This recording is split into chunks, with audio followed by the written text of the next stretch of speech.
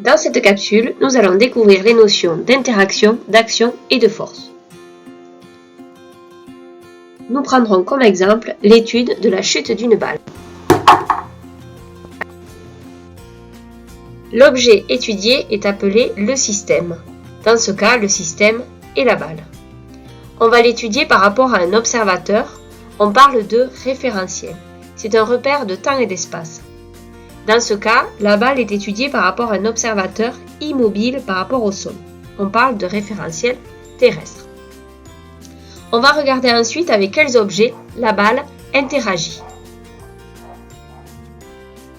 Nous allons donc réaliser le diagramme objet-interaction de la balle. Le système est placé au centre du diagramme. On fait ensuite l'inventaire des objets en interaction avec la balle. Il y a la planète Terre et l'air qui l'entoure. L'interaction entre la Terre et la balle est due au phénomène de gravitation, qui est une interaction attractive à distance. Comme elle se fait à distance, elle est représentée par une double flèche en pointillé. L'interaction entre la balle et l'air est de contact. Elle est donc représentée par une double flèche pleine.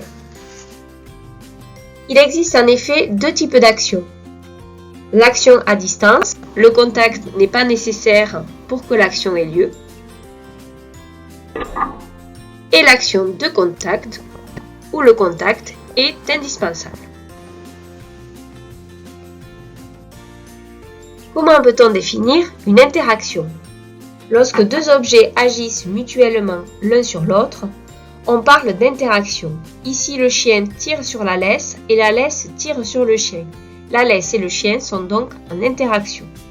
Si maintenant on ne s'intéresse qu'à l'action de la laisse sur le chien, on parlera d'action mécanique. Cette action mécanique est modélisée par les physiciens par une force. Une force est notée la force qu'exerce l'acteur sur le récepteur. Elle est représentée par une flèche. Par exemple ici, la force exercée par la laisse sur le chien est notée force laisse sur chien. Grâce au diagramme objet-interaction de la balle, on peut trouver les actions qui s'exercent sur la balle. La balle subit une action par la terre et une action exercée par l'air. Nous allons maintenant modéliser ces actions par des forces. Le système est représenté par un point que l'on peut nommer G. Il représente le plus souvent son centre de gravité. La force exercée par la Terre sur la balle est aussi appelée le poids. C'est la force d'attraction gravitationnelle exercée par la Terre sur la balle.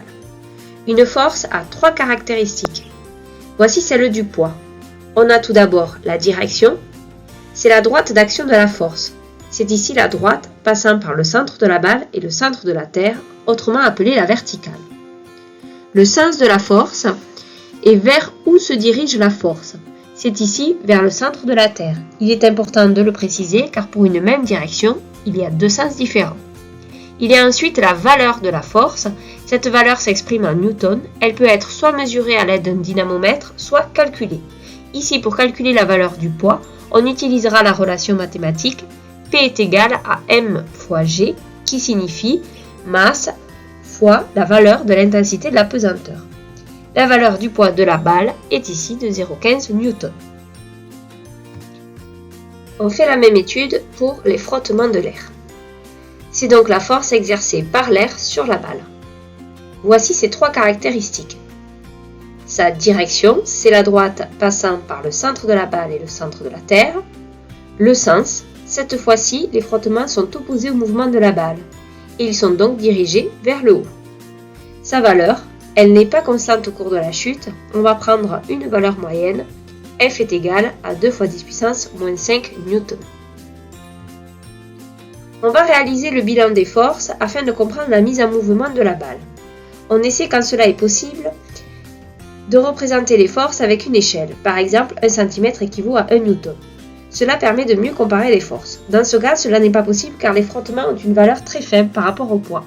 On essaie donc de les représenter de façon cohérente. La balle subit deux forces opposées, mais le poids a une valeur beaucoup plus importante. De ce fait, la balle va se mettre en mouvement et va avoir un mouvement rectiligne accéléré vers le centre de la Terre. J'espère que vous avez tout compris, sinon n'hésitez pas à visionner à nouveau la vidéo.